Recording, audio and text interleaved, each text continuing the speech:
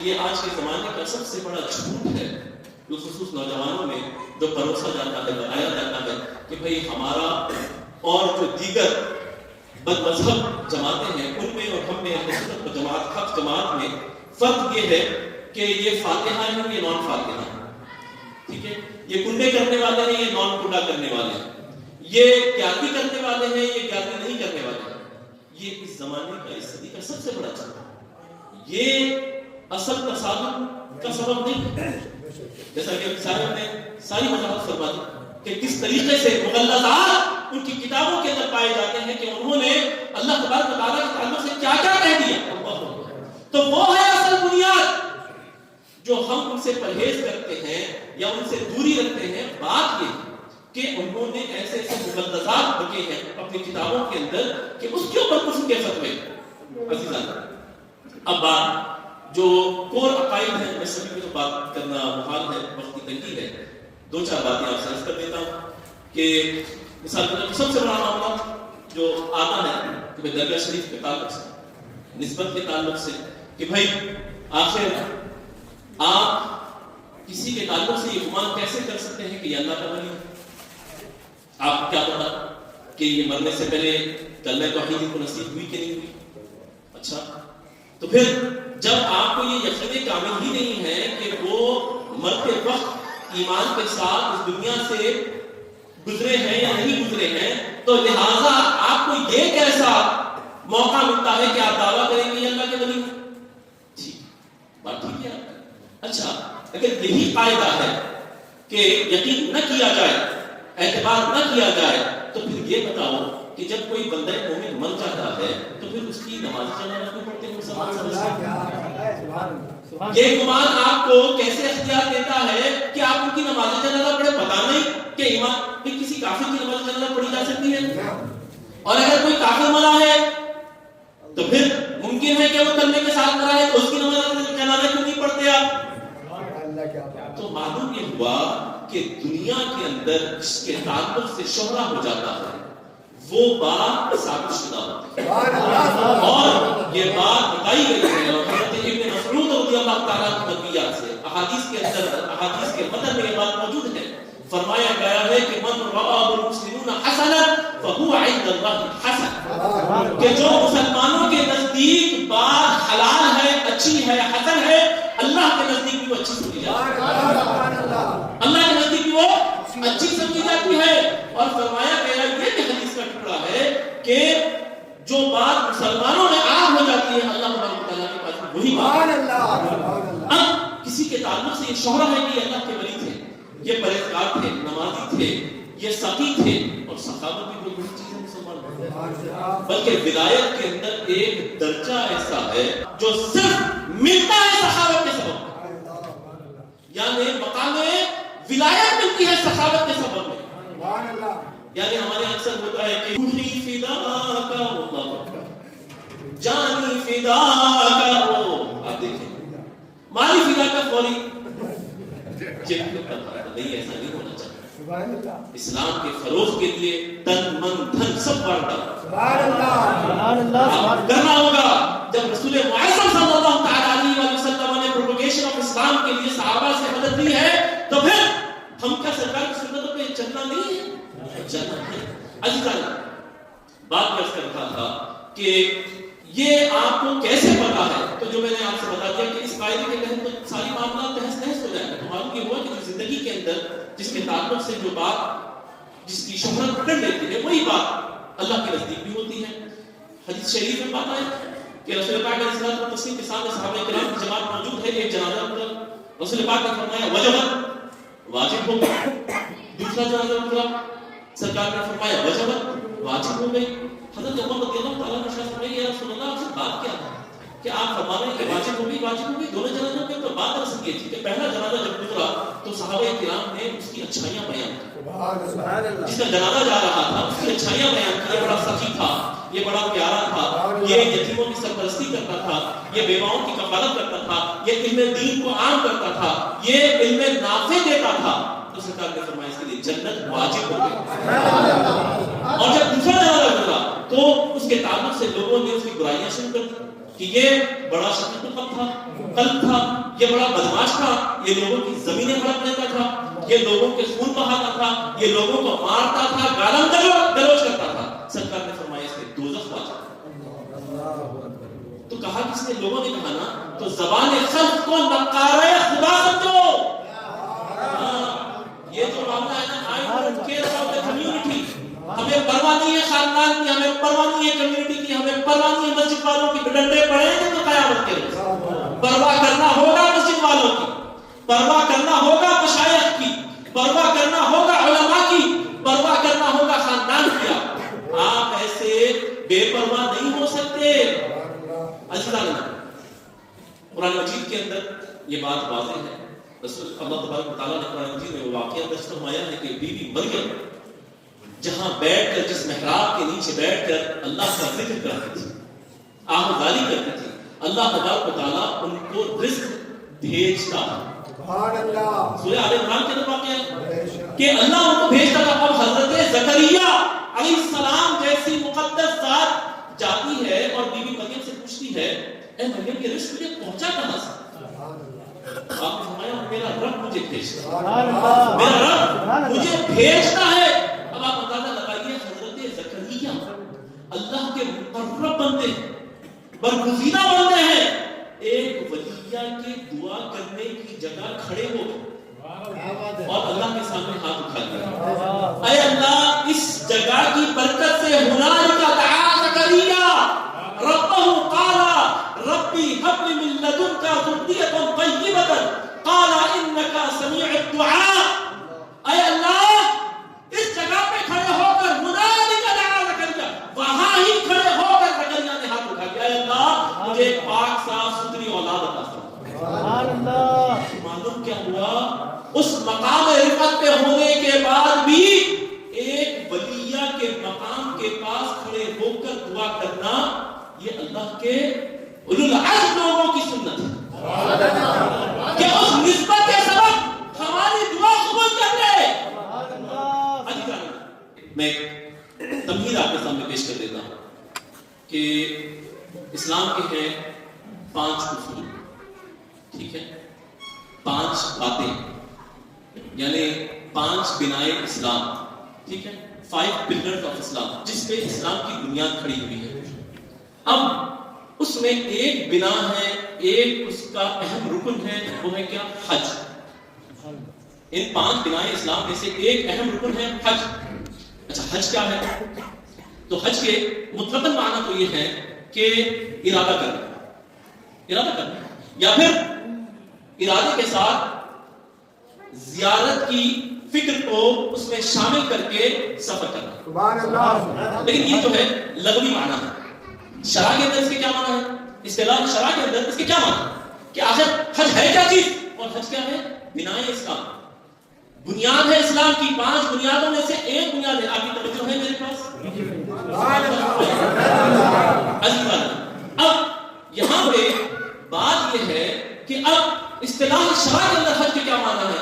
تو معلوم یہ ہوا کہ ایک مخصوص جگہ سے، ایک مخصوص لباس میں، ایک مخصوص مقام کے ارادے کے ساتھ مخصوص مقامات کی زیارت کے لیے، یعنی مقامات مقدسہ کی زیارت کے لیے روانہ ہونا.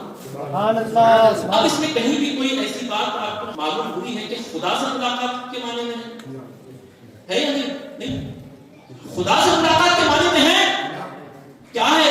مقامات کی زیارت. سبحان اللہ. سبحان اللہ. مقامات کی زیارت. کون سے مقامات؟ مقامات مقدسہ، مقدس مقامات، یعنی اللہ کی نشانیوں کی زیارت. آپ کے معمولات میں جو آنچ پائی جاتی ہے اس کی تائید اس سے آپ کو حاصل ہوتی ہے کہ نہیں ہوتی ہے. اب پتہ یہ لگا کہ یہاں پہ یہ جو بات بتائی گئی ہے کہ بھئی مقامات کی زیارت کرنا، ٹھیک ہے. کسی نے کہہ دیا مسجد جو بنائی ہے اس کو مقامات مقدسہ میں سے جانتے ہیں، نہیں جانتے؟ مسجد ایک مقدس مقام ہے کہ نہیں ہے؟ کیوں ہے بھائی؟ بنایا آپ نے ہے, مقدس مقام بنا دیا اس کو, نسبت کرتی ہے اللہ کی طرف سے, اللہ کا گھر. سبحان اللہ. ثبوت کعبۃ اللہ شریف کو تو کسی بندے نے نہیں بنایا, نسبت کر دی خدا کے گھر سے, ٹھیک ہے, نسبت کر دی خدا کے گھر سے. اچھا بھائی اب یہ بتائیے کہ کعبۃ اللہ شریف پہ چلو خدا سے نسبت مل گئی, خدا کا گھر ہے, صفا مروا کیا چیز ہے؟ سبحان اللہ سبحان اللہ. اچھا صفا مروا کیا چیز ہے بھائی؟ سبحان اللہ سبحان اللہ. صفا اور مروا یہ تو خدا کا گھر نہیں ہے.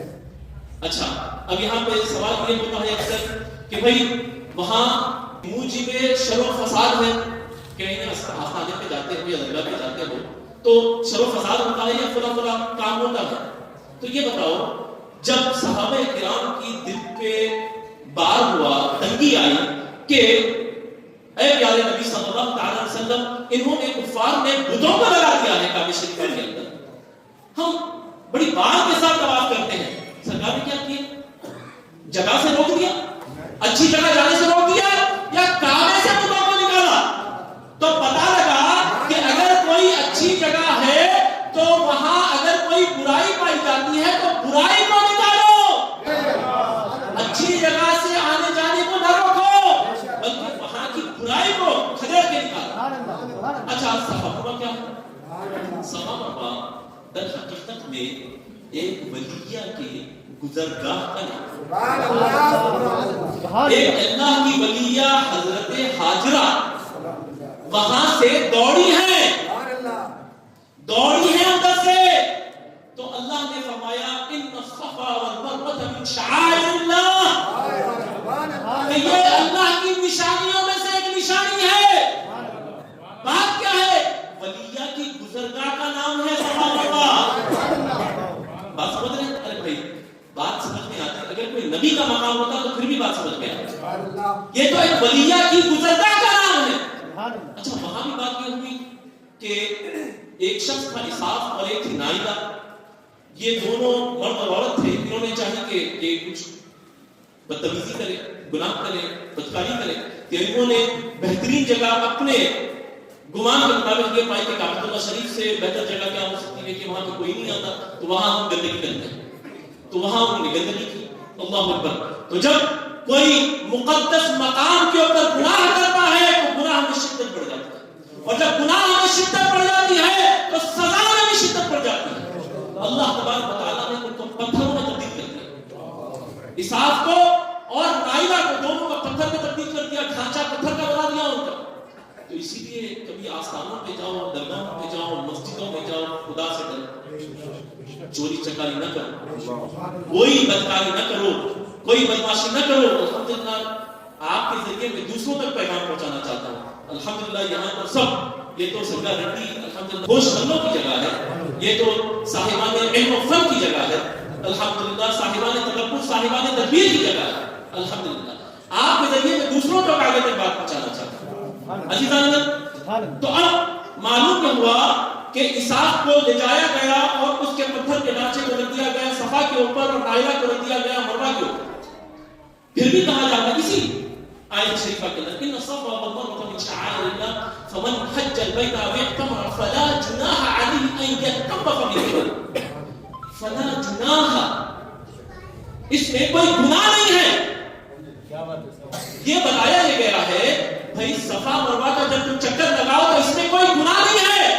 بات سمجھیے کیا کہنا چاہتا ہوں. وہاں پہ اسحاق اور نائلہ کے بت رکھے ہوئے تھے, اب صحیح کریں کہ نہیں کریں, چکر لگائیں کہ نہیں لگائیں؟ اللہ قرآن میں فرماتا ہے فلا جناح علیہ ان یطوف بہما, وہ ہو گیا اپنی جگہ, تجھے لگانا ہے چکر برائی کو ہٹانے کے لیے میرے پیغمبر کو میں بھیج رہا ہوں. تو برائی کو ہٹائیں گے, نسبت نہیں چھوڑیں گے, نسبت نہیں چھوڑیں گے, درباروں پہ آنا جانا نہیں چھوڑیں گے, اولیاء سے نسبت تعلق نہیں چھوڑیں گے. وہاں کوئی اگر خدا نہ خاص اللہ نہ کرے 0.01% اگر کہیں کچھ ہے تو اس کو کھڑے ہو, وہاں آنے جانے سے مت روکو. تو اب معلوم یہ ہوا کہ حضرت حاجرہ کی گزرگاہ کا نام کیا ہے, اور کیا ہے؟ مقدس مقام. شعائر اللہ. سبحان اللہ. ان الصفا والمروہ من شعائر اللہ. یہ اللہ کی نشانیوں میں سے ایک نشانی ہے. تو ہم یہ کہنے کے حق بجانب ہیں اور قبائل کے دوران بڑی گونج کے ساتھ یہ کہیں گے کہ یقیناً حضور سیدنا ہیکل السمرانی صاحب الاشارات والمعانی قندیل نورانی سیدنا الشیخ عبد القادر حسنی حسینی جعفری الجیلانی غوث الاعظم رضی اللہ تعالی عنہ کا دربار شعائر اللہ میں سے یہ اللہ کی نشانیوں میں سے ایک نشانی. نعرہ تکبیر. اللہ اکبر. نعرہ رسالت. یا رسول اللہ. نعرہ حیدری. یا علی. سلطان الہند سیدنا عطائے رسول سیدنا سید معین الدین چشتی اجمیری قدس سرہ کا دربار شعائر اللہ میں سے ہے. سرکار محبوب الہی کا دربار شعائر اللہ میں سے ہے. حضرت بابا شرف الدین قدس سرہ کا دربار شعائر اللہ میں سے ہے. حضرت فتح خان صابری مجذوب رحمۃ اللہ تعالی علیہ کا دربار شعائر اللہ میں سے ہے. یہ اللہ کے نشانیوں میں سے ایک نشانی. اب صرف اس کے ڈاکومنٹری پروف کے طور پر میں آیت شریفہ مضمون میں نہیں تھا بات رکھتے ہیں. میں عرض کر دوں آپ نے شب میلاد میں اکثر و بیشتر یہ سنا ہوگا سبحان الذی اسری بعبده لیلا من المسجد الحرام الى المسجد الاقصى الذي باركنا حوله لنريه من آیاتنا.